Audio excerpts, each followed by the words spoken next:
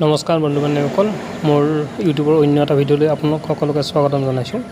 বন্ধু বান্ধৱীসকল, এইকেইটা মোৰ এই কয়লা তিনিটা হৈছে কয়লাৰ পোৱালি, আৰু যিটো এই গলৰ পৰা এনেকৈ বগা আছে সেইটো লোকেল পোৱালি হয়। আৰু এই কয়লাৰ পোৱালিকেইটাতকৈ তাৰ বয়স 10 দিন ডাঙৰ হয়, আৰু এই তিনিটা 10 দিন সৰু হয়। মই ঘৰতে নিজে যি আমাৰ মাছৰ কাৰ্টুন আহে, সেই কাৰ্টুনত ইনকিউবেটাৰ মেচিন এটা বনাইছিলোঁ আজি প্ৰায় 1 বছৰমান আগৰে।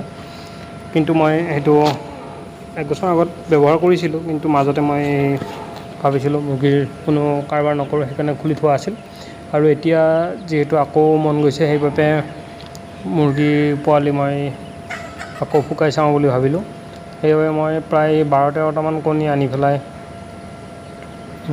পোৱালি ফুকোৱাৰ কাৰণে ব্যৱস্থা কৰিছিলোঁ, কিন্তু গোটেইকেইটা ভাল ৰিজাল্ট নহ'ল। কণীবোৰ হয়তো বেয়াই আছিল। কয়লাৰ কণী আনিছিলোঁ 5টা, সেই তাৰ পৰা 3টা কণী ভালকৈ ওলাইছে। আৰু লোকেল মুৰ্গী যি মই কণী আনিছিলোঁ সেইকেইটা ভালেই আছিল, আধা ভাল আছিল আধা বেয়া আছিল।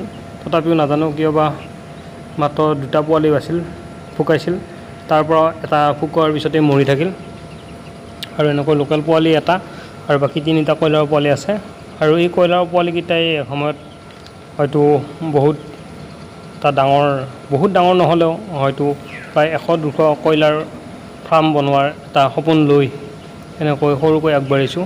মই ৰুমটোৰ চাইজ বহুত বেছি ডাঙৰ ৰখা নাই। ৰুমটো প্ৰায় 7 ফুট মান আছে। এইকেইদিন বৰষুণ হৈ থকাৰ বাবে এনেকৈ লেতেৰা হৈ আছে বাহিৰ চাইডটো। আৰু ওপৰত এনেকৈ ভাতকেৰেলা আছে।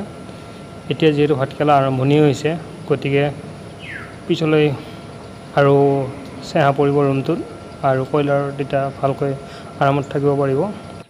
বন্ধু বান্ধৱীসকল, আশা কৰোঁ মোৰ চেনেলটো আপোনালোকে ছাবস্ক্ৰাইব কৰি ল'ব। ধন্যবাদ।